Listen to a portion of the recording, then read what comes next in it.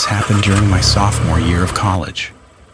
It was spring break and 6 of us decided to rent a cabin out in the middle of nowhere in northern Michigan. No classes, no noise, no distractions. Just woods, a lake, and a few days to relax.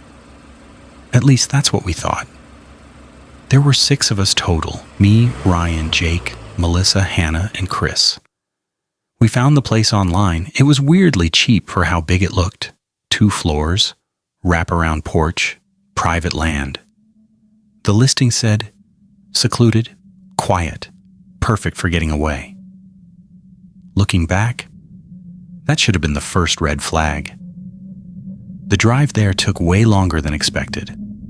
After a certain point, GPS completely stopped working. We had to follow printed directions like it was 2005. The deeper we drove, the narrower the road got. Trees got thicker, signal disappeared.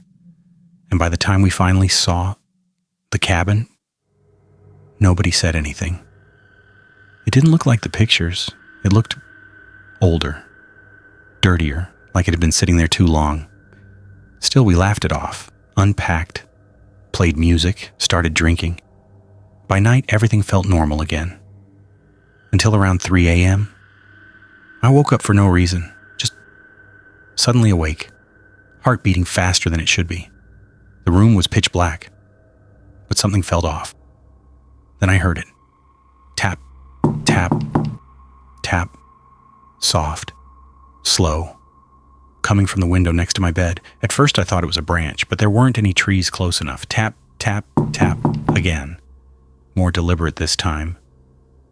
I turned my head slowly toward the window, and that's when I saw him. A man standing right outside. Face pressed against the glass. His skin looked pale, almost gray, hair messy, sticking out in all directions, and his eyes wide open, not blinking, just staring directly at me. My body locked up. I couldn't move, couldn't speak. Then he smiled. Not a normal smile. Too wide, too forced, like he didn't know how to do it properly. And then the tapping started again, faster this time. Tap, tap, tap, tap, tap. I finally snapped out of it and whispered, "Ryan." He was sleeping on the couch just outside my room.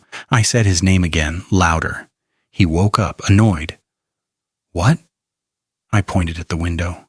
He looked and instantly jumped to his feet. "What the?"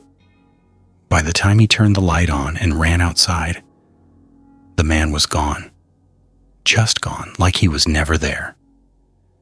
We checked the ground, fresh footprints, bare feet, circling the entire cabin. That should have been enough to leave, but we didn't. We stayed. Night 2 was different. Nobody really relaxed. Everyone kept looking at the windows. The woods felt closer somehow. We locked every door, checked every window twice. Around 3:30 a.m., Ryan went to the kitchen to get water. Then he stopped, frozen.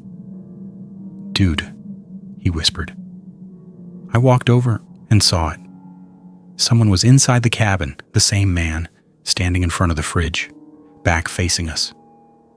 His skin looked worse now, scratched, dirty, like he'd been crawling through something. He wasn't moving normally, he was swaying, back and forth, slowly, like he didn't fully understand how to stand still. Nobody spoke. Nobody moved. Then Chris reached over and flipped the light on. The room lit up instantly. The man was gone. Just gone. But this time, the back door was open, wide open, and we knew for a fact we locked it. That's when something hit me, something that made everything worse. I walked over to the kitchen counter, where we left the cabin key earlier that night. It wasn't there. We searched everywhere. Nothing. That's when we left. Immediately. No discussion. No second thoughts. We drove until we got signal and called the police. When we told them everything, they didn't seem surprised.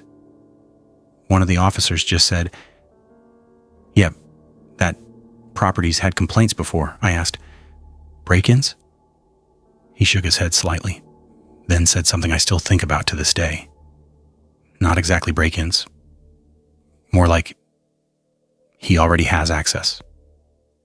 A few days later, the listing disappeared, completely gone. No trace of the cabin online, no owner contact, nothing, and we never got our deposit back. But the worst part? A week after we got home, I found something in my backpack, something I know wasn't mine. A small rusted key, same shape, same size as the one from the cabin.